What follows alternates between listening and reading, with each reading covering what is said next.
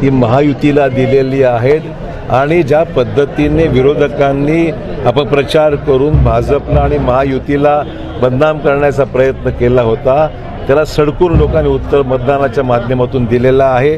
हा आमच्या महायुतीचा विजय आहे।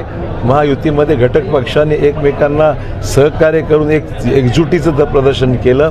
त्यामुळे देवेंद्र फडणवीस जी असतील, अजित पवार असतील, एकनाथ शिंदे हे तिन्ही आमच्या नेत्यांनी ज्या पद्धतीने महाराष्ट्रामध्ये एकजुटी दर्शन दिलं आणि महत्त्वाचे निर्णय घेतले त्या निर्णयाचा फायदा थेट सामान्य माणसापर्यंत विशेषतः महिलांना, तरुणांना, शेतकऱ्यांना आणि सामान्य माणसाला मिळालेला आहे। आणि म्हणून लोकांना वाटतंय की हे सरकार काम करणारं सरकार आहे आणि अशा सरकारला निवडून दिलं पाहिजे हीच भूमिका घेऊन संपूर्ण महाराष्ट्रामध्ये आज सर्वत्र भाजप आणि महायुतीचा प्रचंड प्रमाणामध्ये मोठा दणदणीत विजय झालेला आहे आणि विरोधकांकडे आता नेताच शिल्लक नाही आहे अशा प्रकारची दयनीय अवस्था झालेली आहे। खोटा प्रचार करणं मला वाटतं जर नांदेडवर किंवा भोकर लक्ष अधिक केंद्रित करण्यापेक्षा महाराष्ट्राला लक्ष काँग्रेस जनाने दिलं असतं, नेत्यांनी दिलं असतं तर काही वेळ आली नसती। आणि तेलंगणाचा जो प्रयत्न झाला महाराष्ट्र अतिक्रमण करण्याचा, ज्या पद्धतीने तेलंगणाची जनशक्ती महाराष्ट्रामध्ये वापरली गेली, विशेषतः भोकरमध्ये वापरली गेली, ती लोकांना पसंत आलेलं नाही।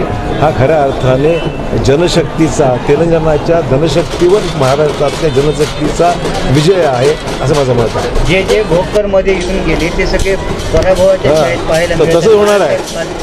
त्यांनी शिकलं पाहिजे। भविष्यामध्ये भोकरला यायचा प्रयत्न करू नका तर भोकर जनता उत्तर देत आहे। संजय राऊत यांनी या ठिकाणावर संशय घेतला ते आता म्हणतात की बॅलेट पेपरवर निवडणुका घ्या।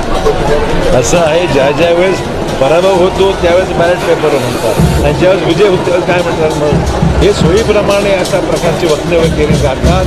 महाराष्ट्रामध्ये इलेक्शन अतिशय पारदर्शक पद्धतीने झाले, कुठेही त्याच्यामध्ये गैरप्रकार झालेला नाही। मला मुद्दाम सांगितलं पाहिजे, हा अपप्रचार आहे।